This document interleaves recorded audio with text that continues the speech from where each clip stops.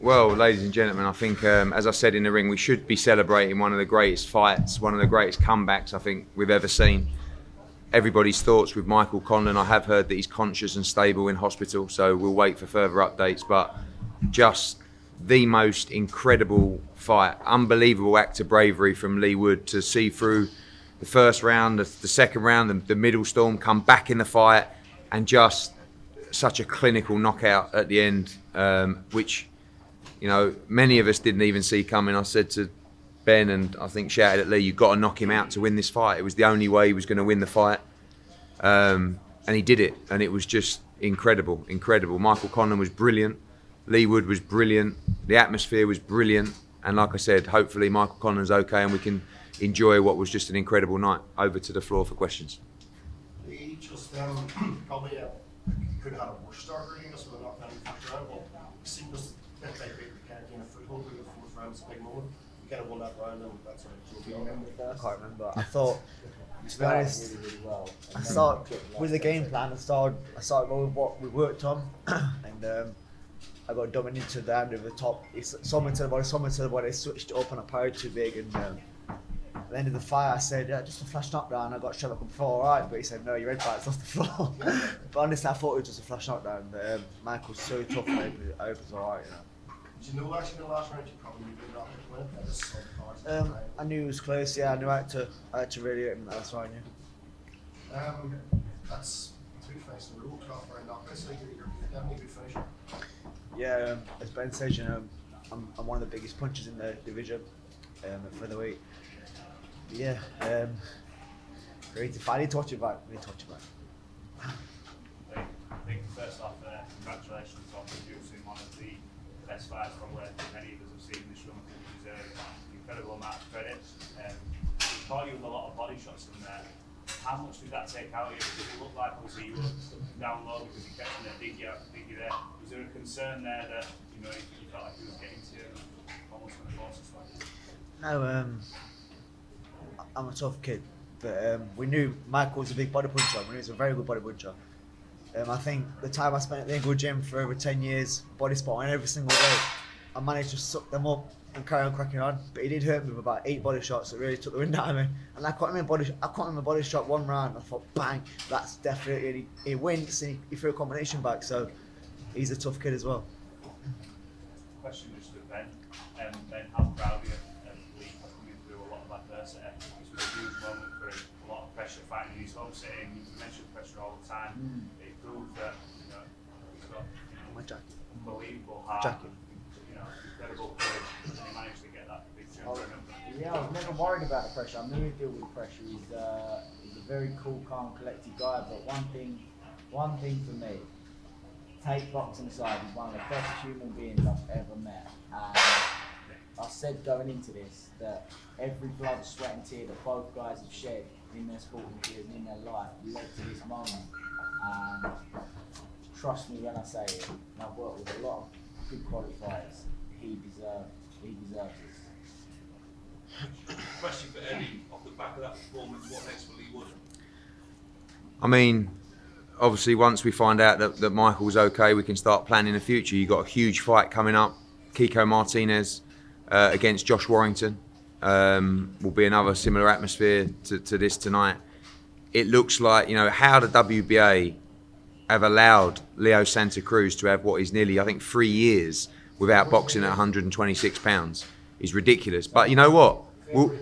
But you know what? We'll fight Leo Santa Cruz as well. That's a great fight for Leigh Wood. That's he's city ground stuff now. And the thing is about the Kiko Martinez fight.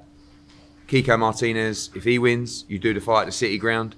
If Josh Warrington wins, there's an argument whether we go city ground or Ellen Road. But you know what? It's a nice argument to have. It's a nice argument to have. And when he was walking down there to the ring, I said to him, this is just like Carl Froch against Butte. And I said to Carl Froch that night, if you lose tonight, mate, he's going to take everything you got.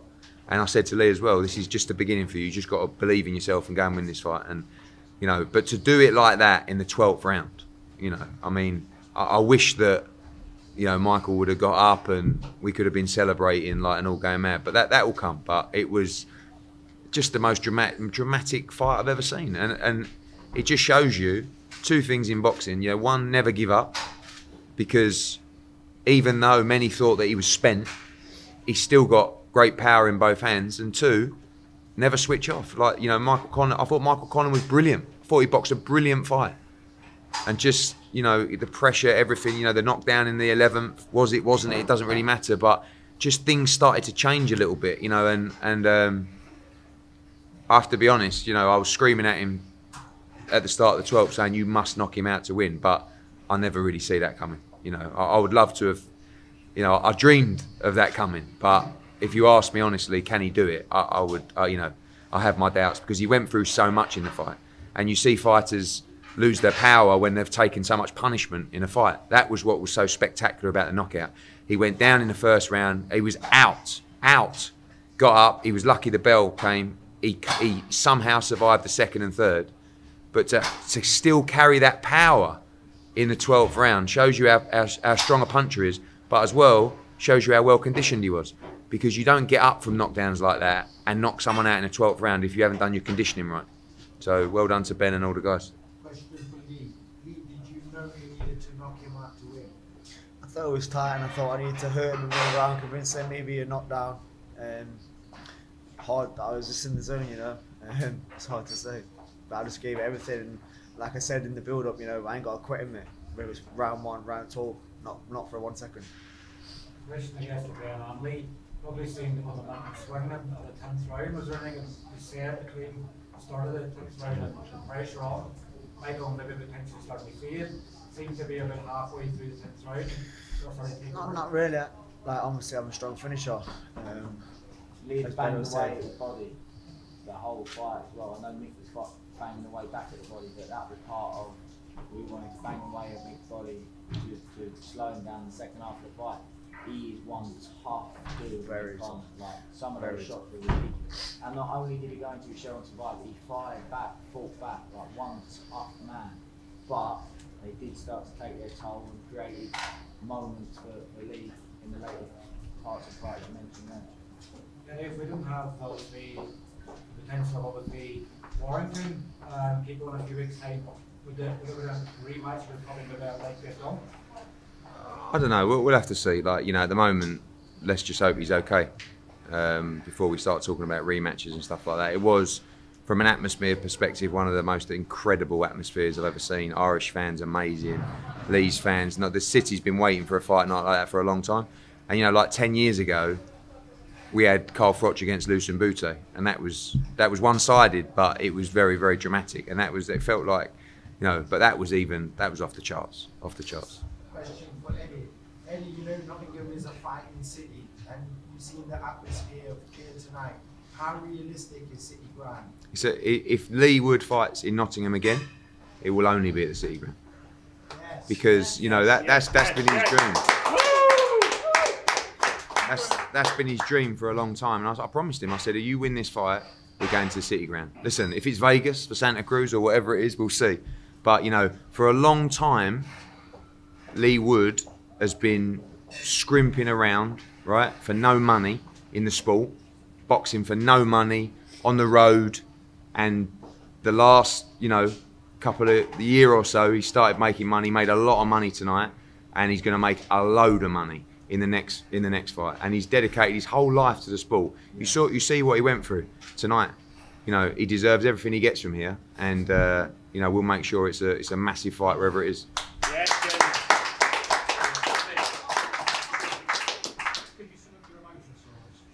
Very emotional. I've shed a few tears actually. Hold on, Leigh. You do a bit of Go on, Leigh Wood!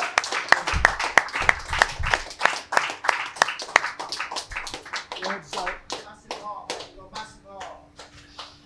Really? Being away from my kids, like, it's hard, but it's worth it, you know.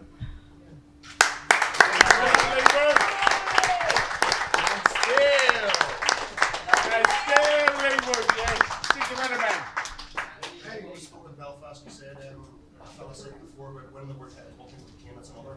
You just did that tonight, and that's huge. Yeah, I knew what I was prepared to go through to win that fight against Canada. I was literally prepared to walk through fire, so I knew Mick would be the same. So I knew, like I said before, if he was giving 50, I give 59. If he give 8 to 9, I give 90. And whatever he was prepared to give, I had to go one, but I had to dig deep. I knew there'd be times in this fight which I'll get a gut check, and I've already had it before in other fights. I knew it was there. I just got to stay mentally strong. Even in the preparation for this fight, you know, I went through quite a lot. When the fight got announced, I couldn't even throw my hand. It was a bit early from the operation. I could have done with a bit more time, but yeah, I mean, obviously, I don't want to give excuses because I won, but preparation could have been better. My first spot, I got a massive cut, and a few bits and bobs happened. But like any camp, you know, you come across hurdles. But it's just like the fight, you know, you come across adversity, and I've been through it in the camp. I've been through it in other fights, and I had that experience on the night, and I don't think Mick Adam, that might have been the difference.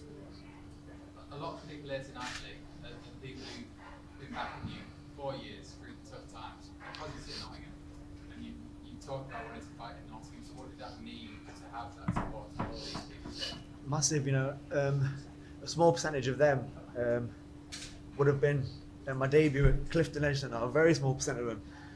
Yesterday there's more people in my way than there was my professional debut. But you know, they've been following me for years, and they went to Hull when I got beat for the British title, and I was devastated. I was literally devastated for weeks. In fact, Jordan Gill actually stayed in there. He told me that night to have me on suicide watch. No, it's been some journey to get to here, and I want prepared to curl over for one bit, and there's some massive fights ahead. It's not over yet. I said that before the fight. This isn't my peak. This isn't where I finish. I've got some big fights ahead.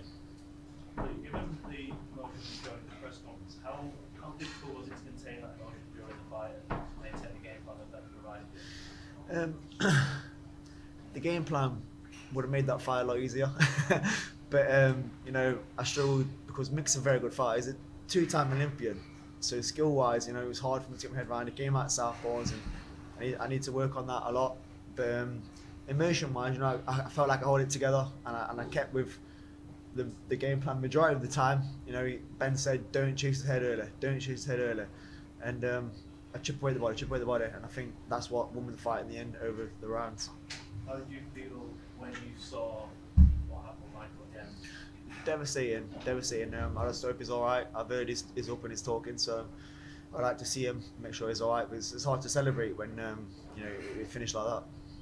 Then going into that 12th round after the knockdown of Sled, did your advice to Leigh change based on what you've been asking to do in that last round?